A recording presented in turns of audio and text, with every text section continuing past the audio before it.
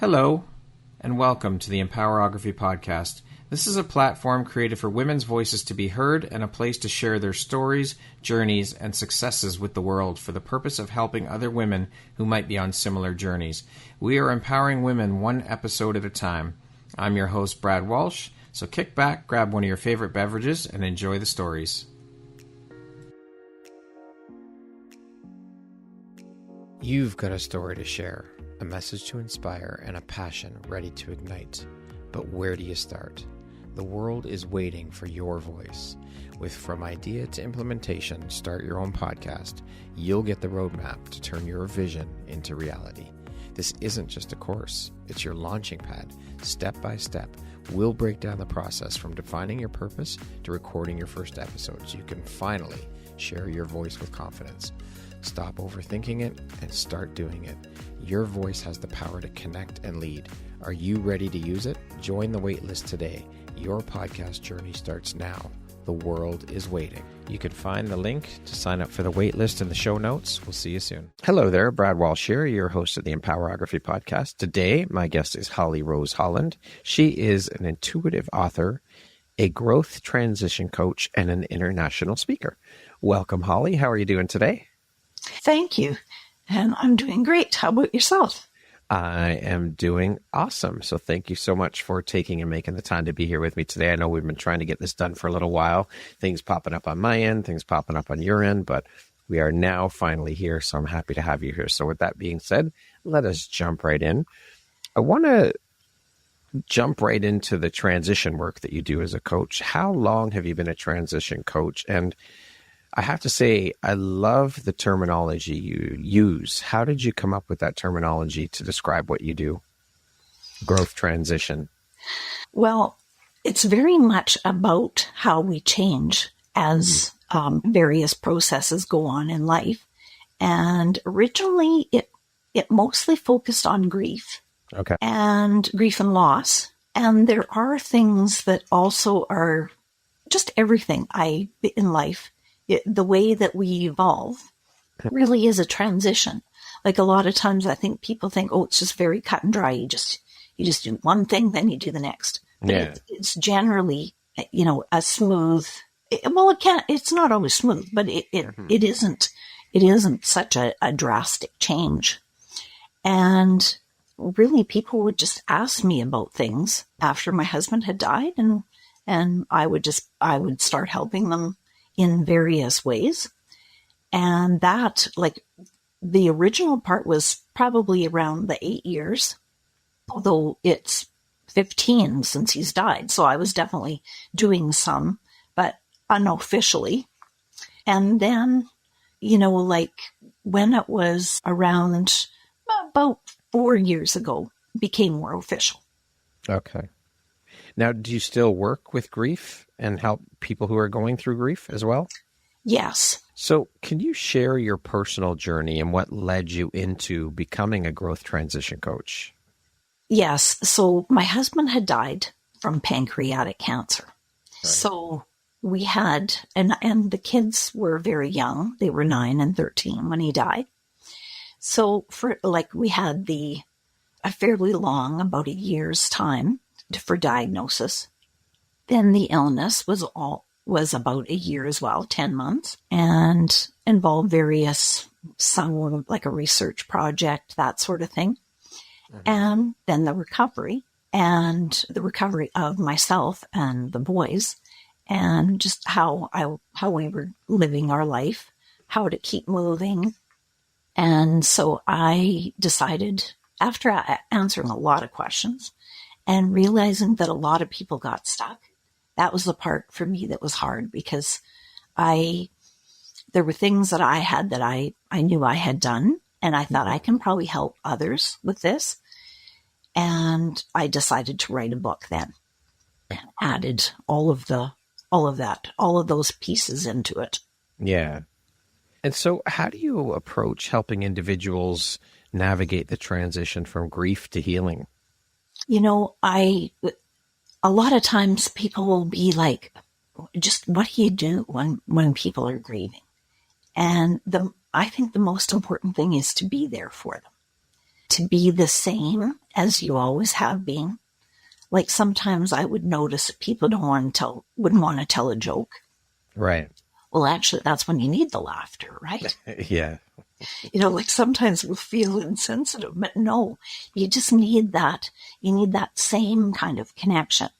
Mm. And of course, if it is someone that you're just meeting, as in a client, it's the listening part. Because I really found, especially as the grief went on, a lot of people have this idea that at the funeral it's over. Yeah. And even the kids would notice that. And really, for the family, it's just starting then. Like they've already been, if it's a terminal illness, they've already been in a long part of grief. But they're still just beginning a whole different area of their life. Yeah, for sure. And so what are some common misconceptions about grief that you encounter in your work? That you just keep getting better. And, I found that personally as well. And that's why this is so, it's just very natural for me to help people in this way, because I didn't really know where to turn when I was in the situation. It seemed like most of the help was focused on old people, and I was 46 at the time when he died. So, quite young. Yeah. And it just seemed like it was hard to figure out, like, who can I turn to? So I really felt I needed to talk about it. Mm-hmm. But a lot of times people would kind of shut down. They just really didn't want to talk. Yeah. So I really recognize that. Yeah. I had someone once share with me that she believes that grief and joy are soulmates. I'd love to hear your thoughts on that. And do you believe that to be true? I do. And the reason is after having experienced such a close personal, I had experienced grief before, but it's completely different when it's a spouse. Right. And especially if it's like with a terminal illness and needing to take a lot of medication, it really changed a lot of things. Mm-hmm. And I was surprised myself to find out that death is for me, it's as much of a miracle as birth.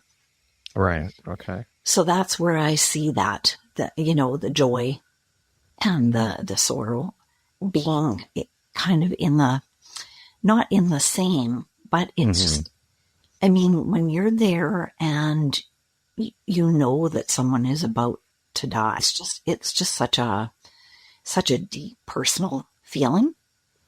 For sure. Something that I hadn't known, although I had a lot of relatives die before, and I was there a lot. I was in the hospital a lot visiting.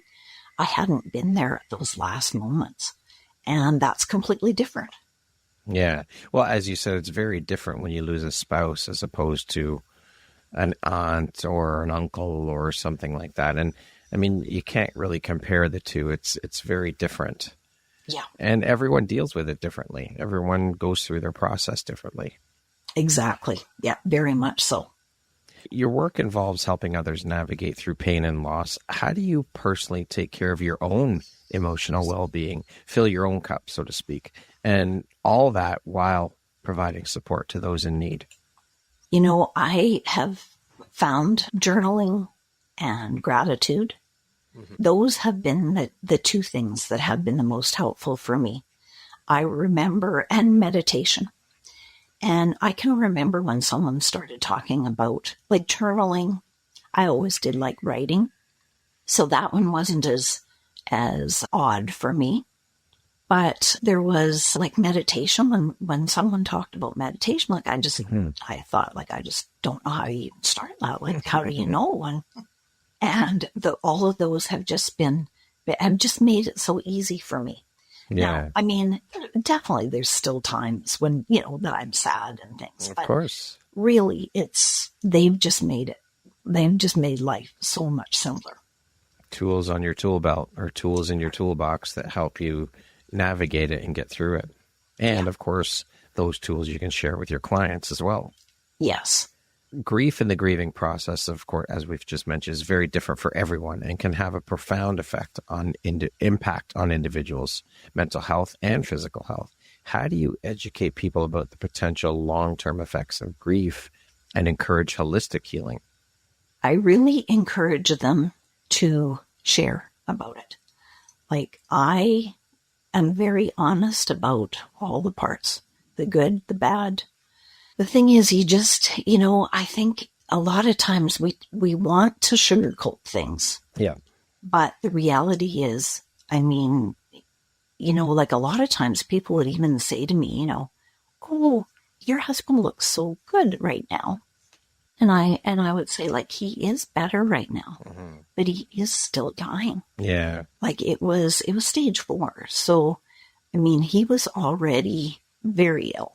And of course, can be a very quick, pancreatic can be very quick in the first place. And so I really encourage people to talk a lot about it. Like, a lot of families would come to me and they'd say, we've got this, it's our mom, it's a relative, and they are not telling us anything about what's going on. Like, we just don't have any idea. Yeah. And they'd say, we're walking around on pins and needles. We don't know how to help them. Like, we're here, but we just don't know the right thing to do or say. So I really encourage people to communicate because, it took until there was this show on television while my husband was dying for him to understand that the whole family had the disease. Right. It was an interview about someone else that had pancreatic cancer. And listening to them, we both were so excited to hear the interview. We thought, oh, this is going to be great. Get some news. I think we actually thought maybe it was going to be like things were just going to get better. Right. Like, we were even in that kind of lulla, kind of not. You just so want it to get better. And when we heard the interview, it was actually kind of brought us down initially. But then it actually did lift us up because then we kind of bonded more together in how we're going to approach going forward. And it really was a good thing, but it was a little bit, it was surprising. Yeah. That was probably the biggest surprise during the treatment. I have found, going through my own grief journey, people have a lot of difficulty discussing and acknowledging grief and loss. Like, people don't know what to say. People don't know how to deal with it. So I'd love to hear your thoughts and opinions on how we can move forward and progress to a point where we can have open conversations about these topics, thereby promoting healthier approaches to grief within society. Well, like, one of the things that I think people are struggling with is guilt. Right. Like, I know even myself, I always will think when someone dies, the first thing I think of is, okay, what did I say to them the last time I saw them? Things like that are like, I should have, but we think I've tried to remove that word should out of my vocabulary, but we will tend to think, oh, I could have done this. I could have done that. That it's life. We don't, It's not that we need to get it right. We have to just, like, communicating is really important.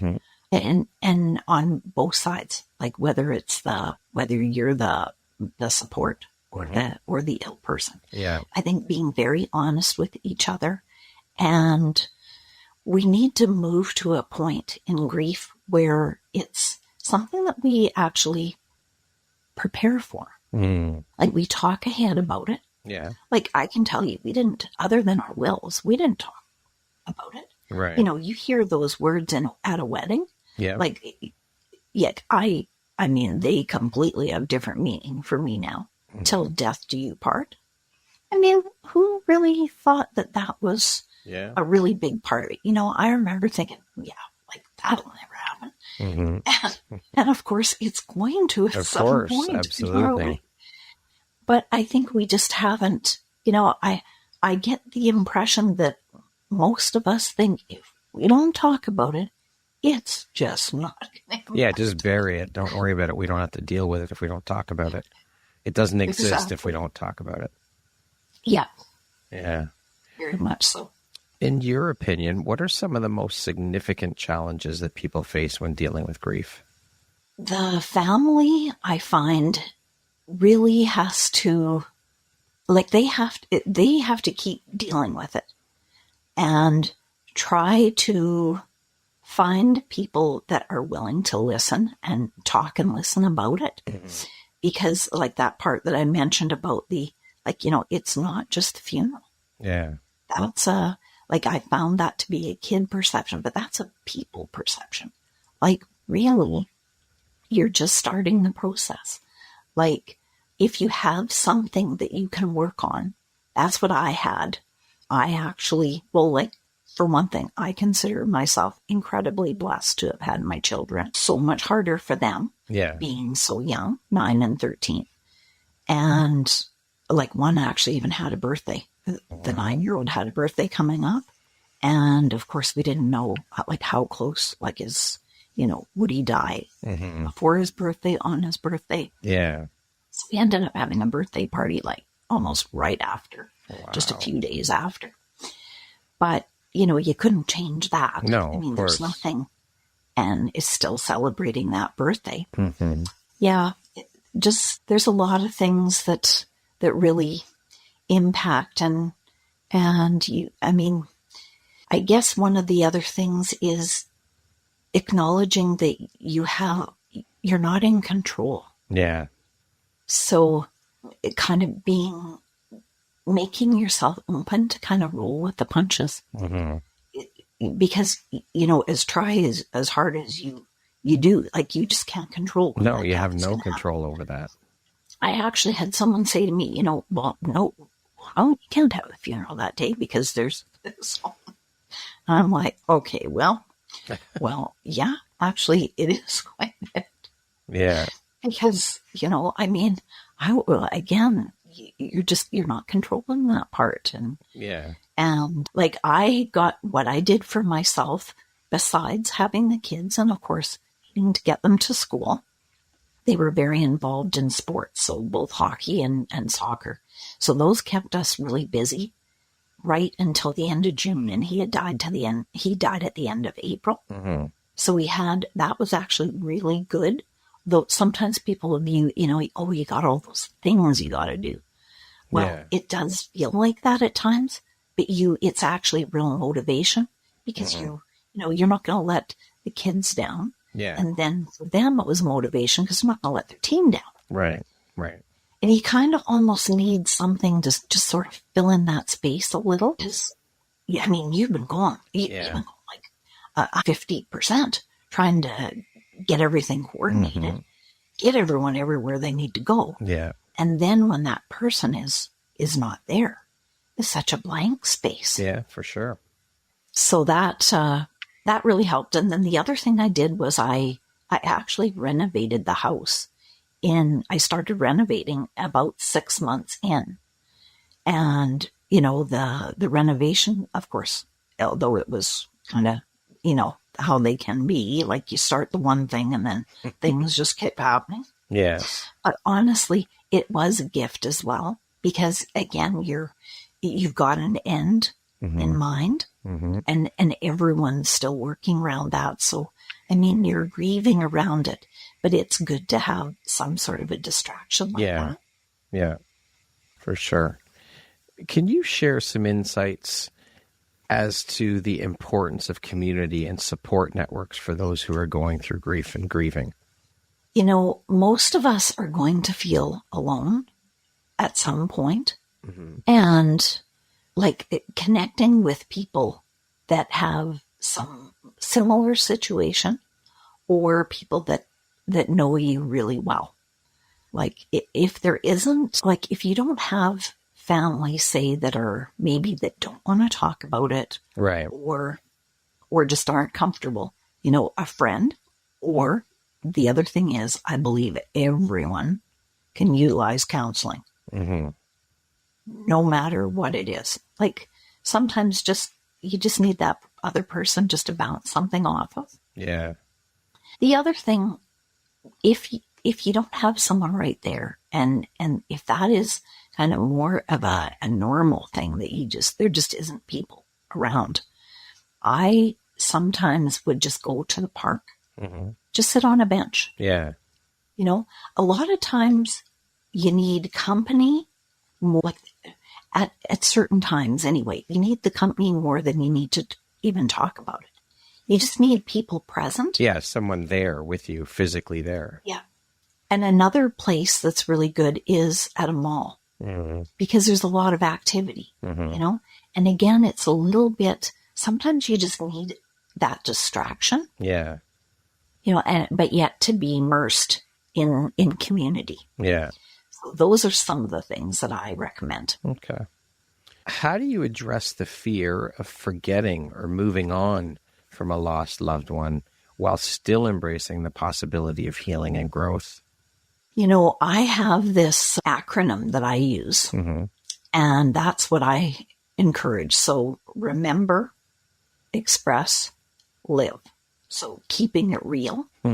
So the remember, that is such a common one. I think that might be the most, like forgetting someone, that must be one of the worst fears. Yeah. And, you know, like different ways, like even like at the hospice, for example, I was, you know, I'd be sitting there, I'd be up, you know, the nurse would sometimes say to me, okay, you should be getting to bed as well. But I just didn't know what to do with myself. You know, I had a bed there, right in his room. But I still, you know, it was just all those unknowns, not knowing what to do. When's it going to happen? You know, how's it going to happen? And so even doing things like gathering up some memories of your loved one. So I was actually putting together the PowerPoint when I was at the hospice. And I was asking people for photos, you know, because I know sometimes people, you know, might need some time to find something they want to share. And, you know, I struggled with that initially because I thought, will people think that I'm getting too prepared and then I'm insensitive? Right. My girlfriend and I were working on it like the night before the funeral. I mean, it takes a little bit of time. Yeah, right? Absolutely. And I remember we were trying to add in some music and, you know, then just suddenly things just aren't working. And, you know, so anyway, like, and after the same, you know, you're going to remember, like photos are really good for remembering, also the cards from the funeral. The other thing, visiting people. So we did a lot of visiting. Yeah. And, you know, kind of like, you know how we sometimes go through life and we think that, oh, well, we'll have time to do that later. So we, when there were people that we hadn't been to visit or hadn't seen much of, we made a point of going to visit them. Right. That's basically what we did that whole summer after. Kind of like filled our time. Yeah. And then we also visited people that maybe weren't able to come to the funeral. So that's, and really, you know, then there's the special occasions. You're always going to remember them. Yeah, you know, for sure.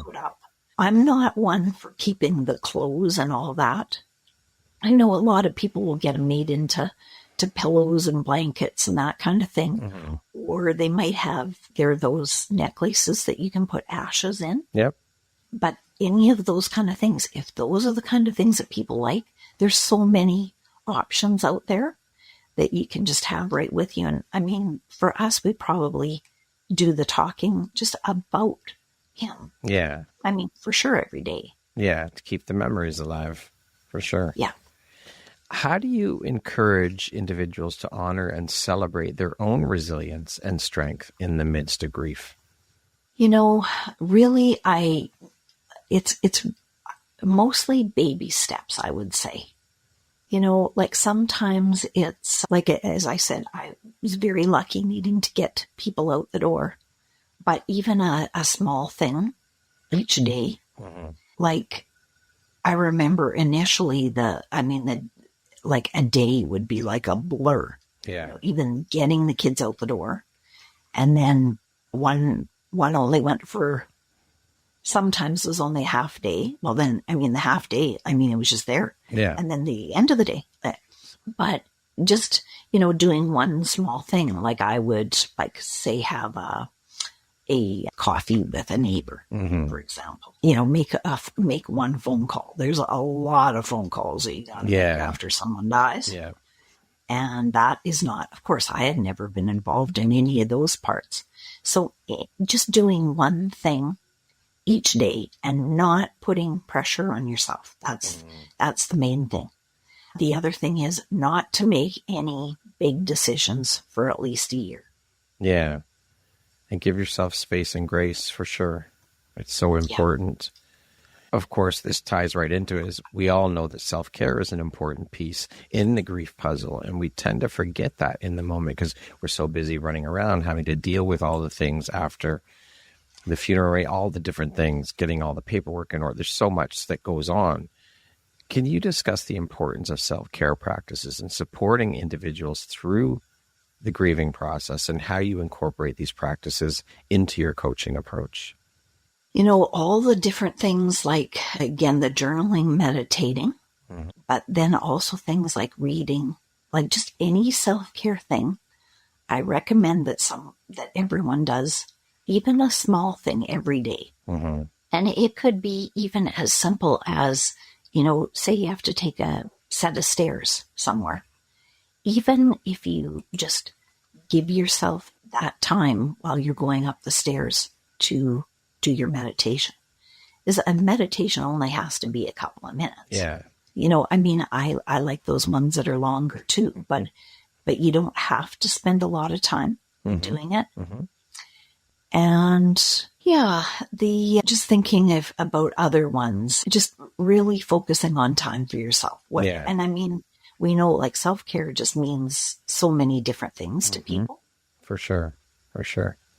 What are a couple of suggestions or tools that you have in your tool belt that you can recommend to the audience listening if they're going through their own grief struggles right now that they can implement immediately to start to help themselves in the process?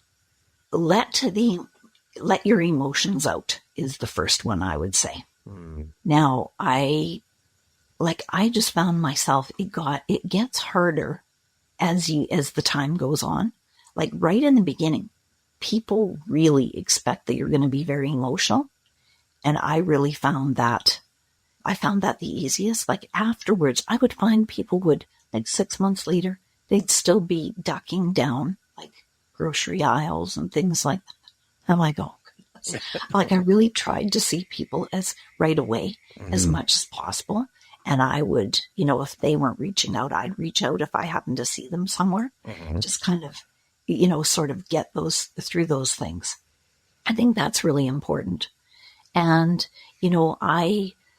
I had considered various things around moving. And that is one of the things where I came to a lot of people recommended not doing a big move or not doing a move. Like I didn't know where I was going to move to. Yeah. I just was deciding, but like other big decisions too, like just how your perception can be very different in that first year.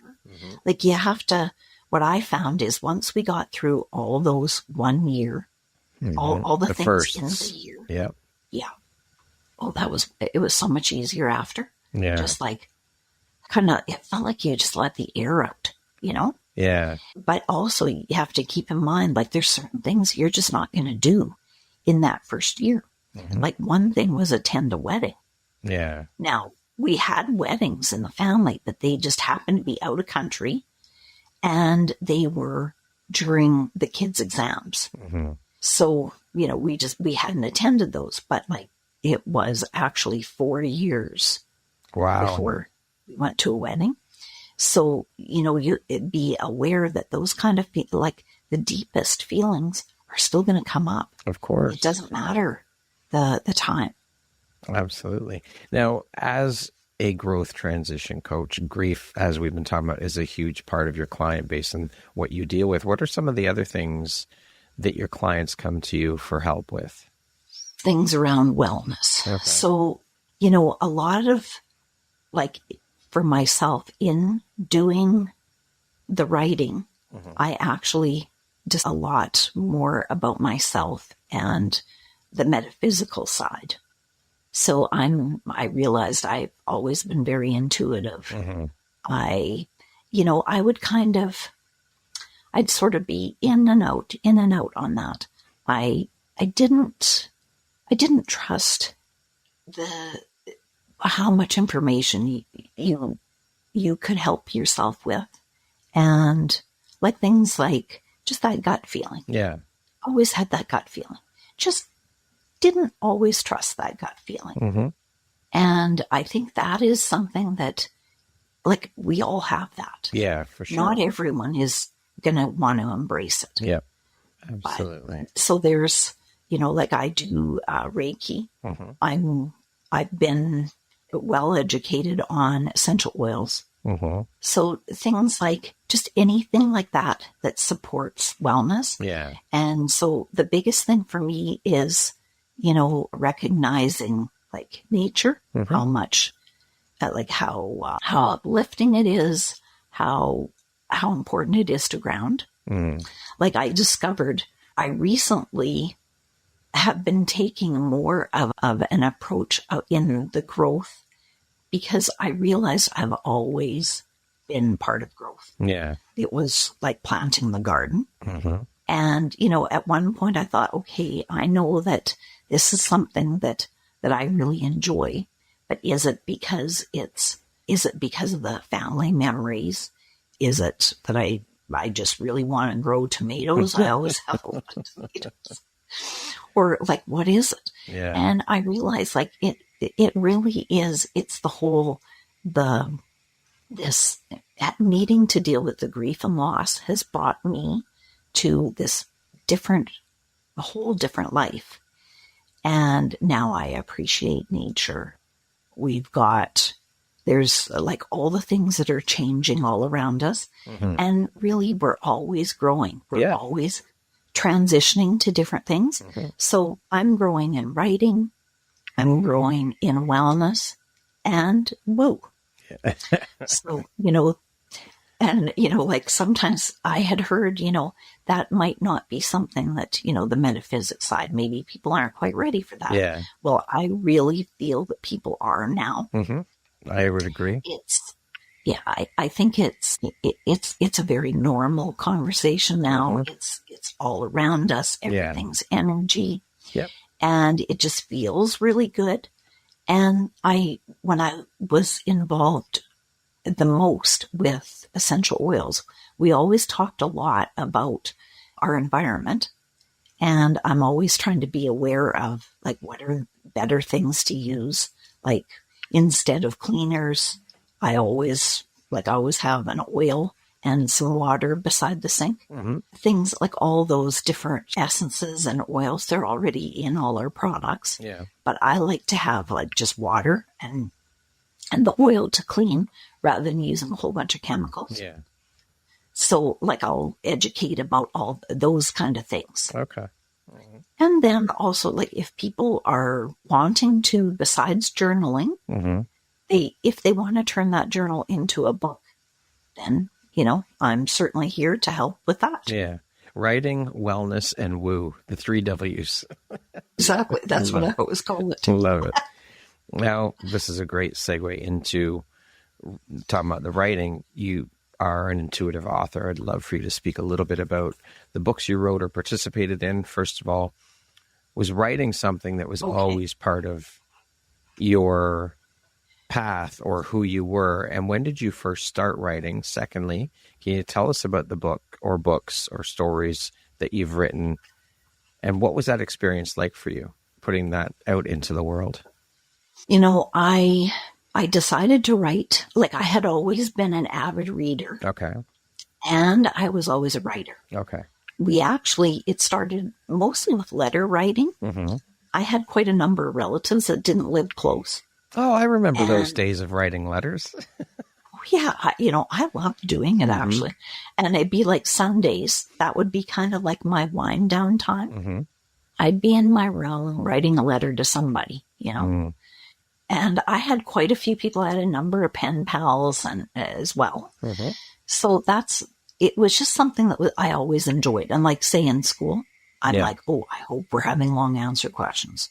Everyone else is like, oh, I hope we're having multiple choice. I'm like, no, I know I can get a way better mark if we have long answer.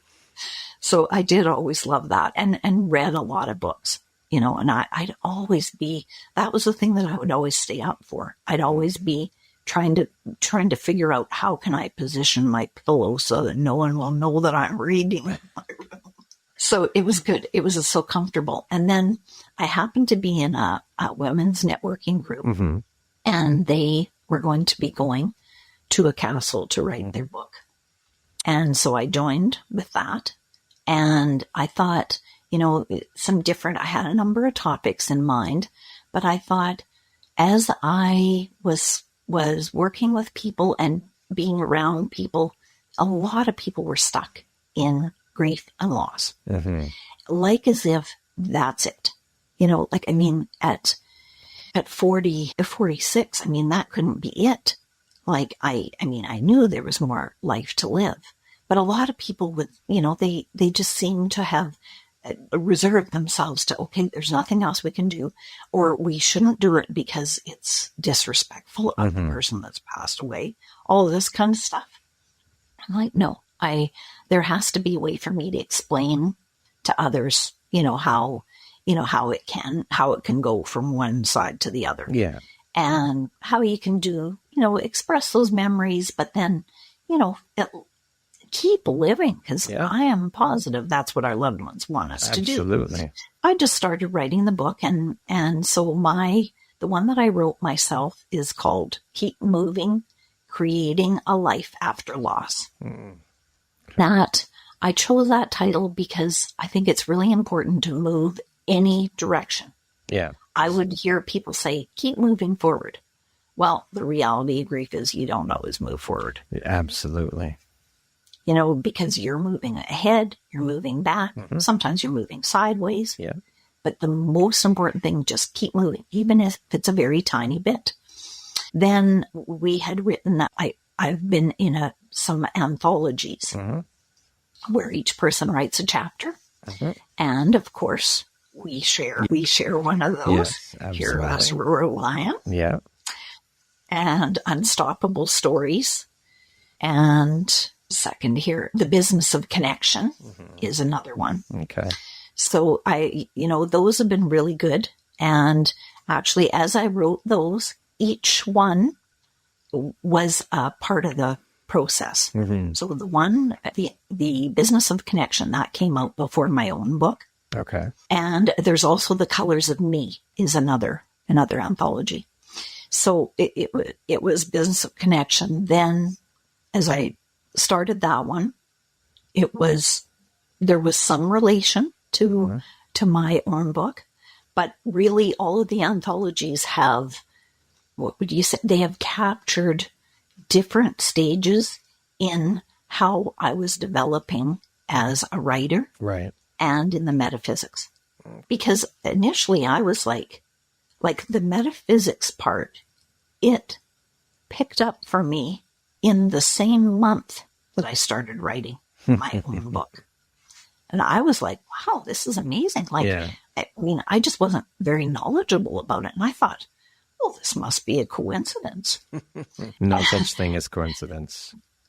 It actually was probably a couple of years in before I really realized, no, this is, these are, and I did think it was two paths for a while, too, because there's just so much to it. And mm-hmm. I took a lot of classes in all around that area, in particular in 2020. Yeah. And then, just with everything that was going on then, and I had a lot of opportunities to get involved in some different areas. Mm-hmm. And so I found, and of course, a lot of them support each other, like crystals and chakras and mm-hmm. Just so many of them overlap and are interrelated. And so the thing is, I think a lot of times you'll end up putting personal stuff into your books mm-hmm. And it depends, like those anthologies, those are more like memoir type of memories. Yeah. Whereas I decided to write my own book as a self-help book Okay. because I thought that would be the most helpful for others. Mm-hmm. So it is the before, during, and after of my husband's illness.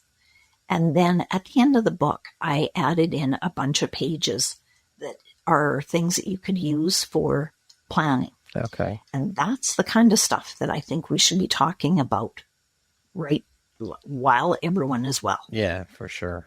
Absolutely. Like it was a little, it definitely was stressful trying, like, although we had wills, I found out when I was around, like all of the people at the cancer center, a lot of people shared they didn't have a will.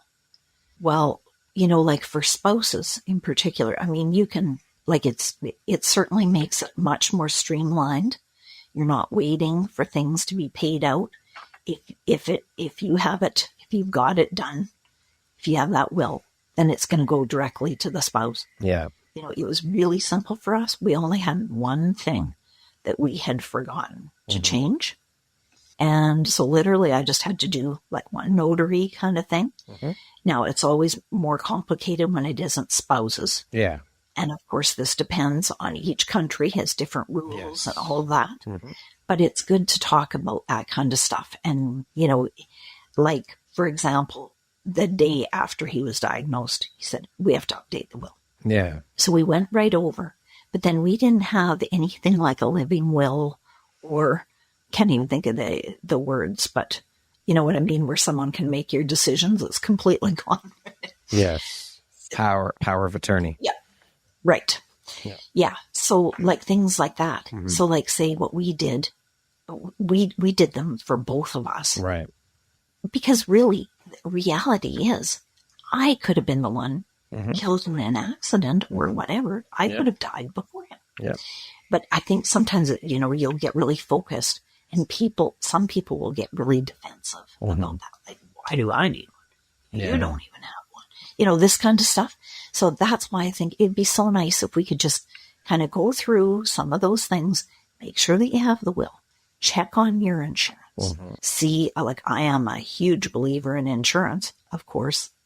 I also would hear a lot of people that were at the cancer center talking about what options they had. Sometimes they didn't have that many because they didn't have coverage. Yeah. Yeah. So any of those kind of things, they're just really good to get those addressed. For sure. And so it's really, I like, even for myself, when you first put that book out there, or, like any book that has your name on it, you're like, ugh. Yeah. It's kind of like it's everything you've been waiting for, but then it's kind of raw at the same time. For sure.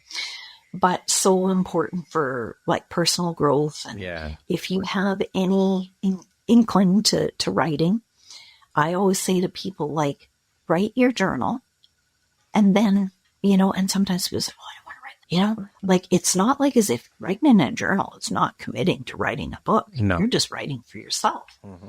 But you would be surprised how many of those journals become books later. Yeah, for sure. Because it's a really good release for people. Absolutely. Are you working on any new books or projects coming up in the near future that you'd like to share? I am. I have been working on a novel, which it's been really challenging. There's always, I've found throughout my life, I've had various things around domestic abuse and violence. And so I decided I would write about that. And it's just such a tough subject to talk about. Yeah, for sure. Just so many things from so many different angles, from who else it's going to impact, whether, depending if it's an active situation, obviously it's the police. Yeah.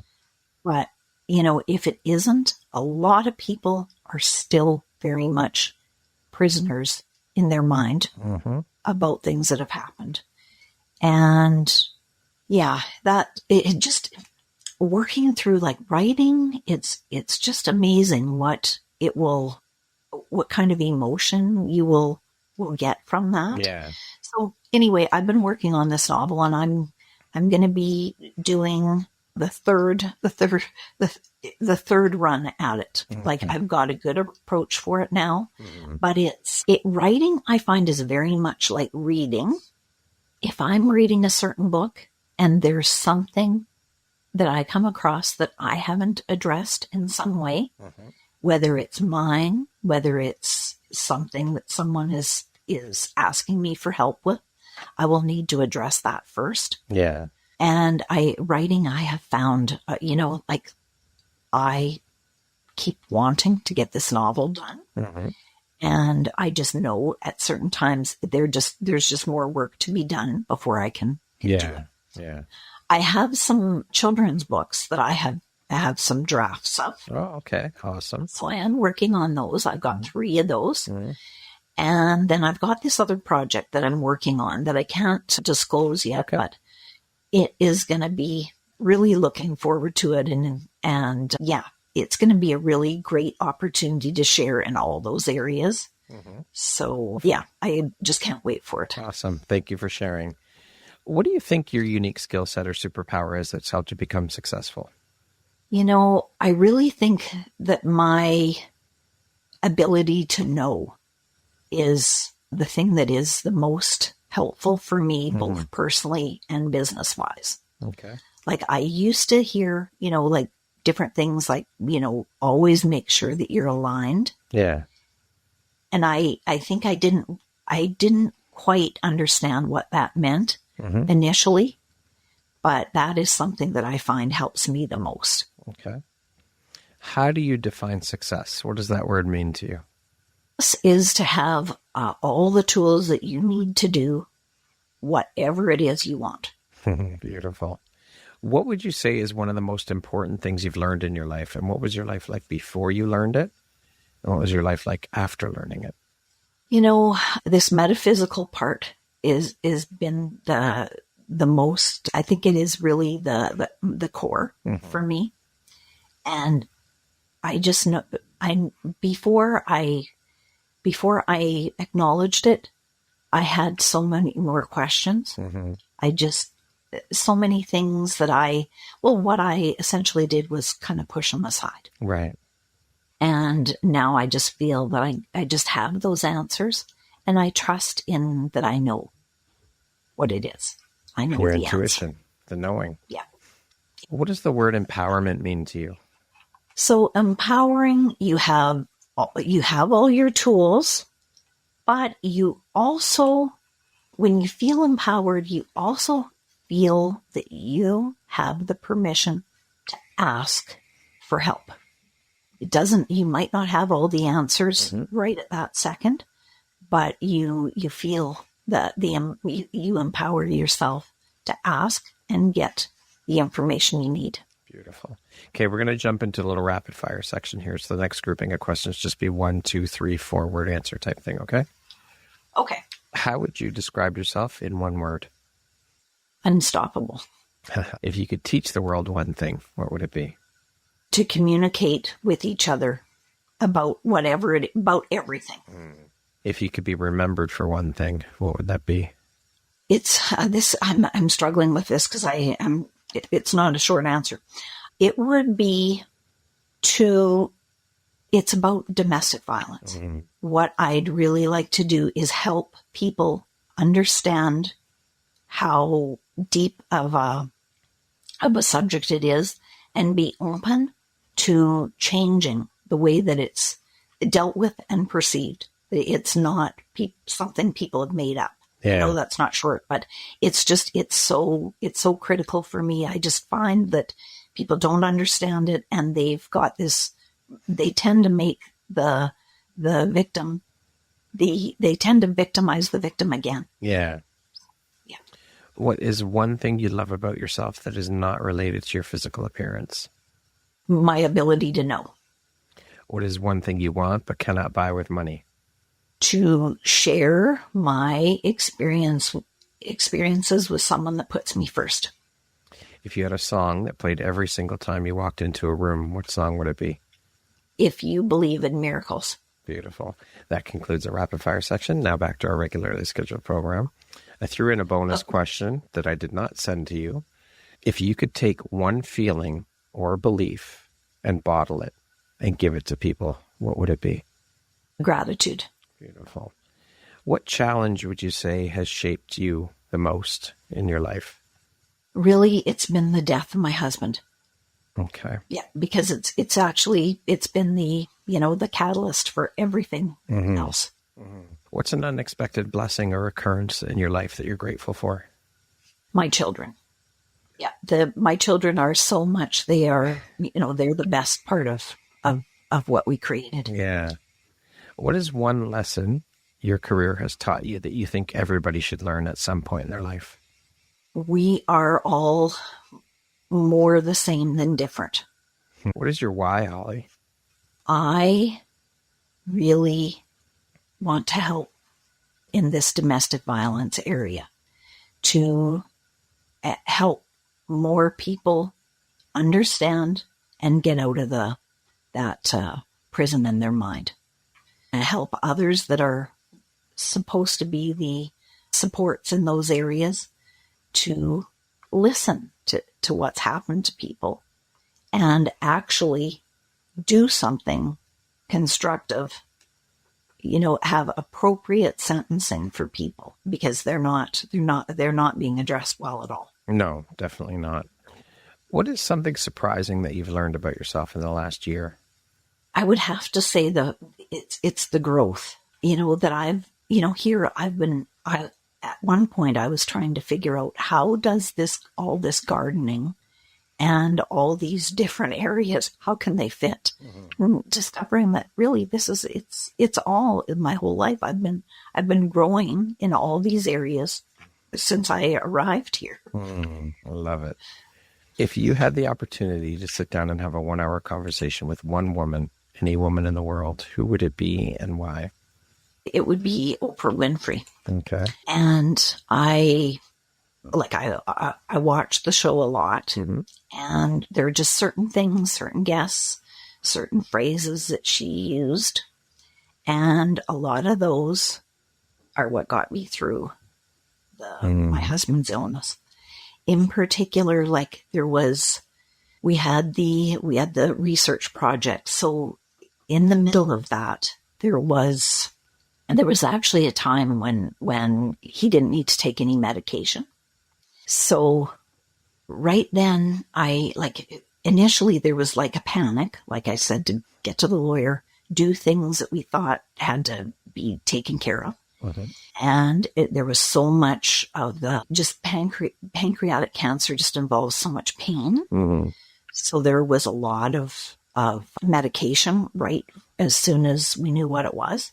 But there was actually a time that you could back off on that, because we'd been doing the 24, around the clock, mm-hmm. every 6 hours kind of thing, every 4 hours at times. And then the only time that I really had completely to myself was when I'd be taking a shower. Mm-hmm. And I would be it's like I was having a conversation with Oprah then.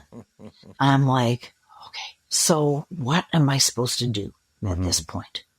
Because I sort of felt is there, did I forget something? Am I supposed to be doing other things? Because it kind of felt sort of almost suspended. Yeah. We were grateful. We were doing things more.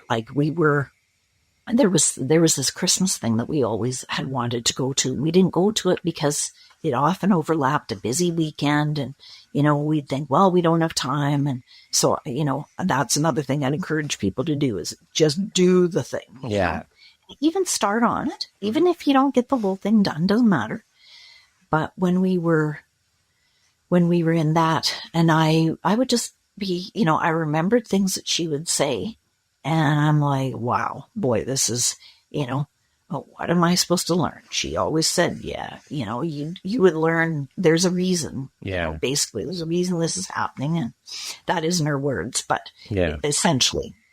And so, that was so helpful to me. Mm-hmm. If you could go back and give your younger self one piece of advice, what would that piece of advice be? Take time to have more fun, especially the little things. I really noticed that, especially in reviewing pictures. Like, I just found that at times in life, I was so busy doing the things.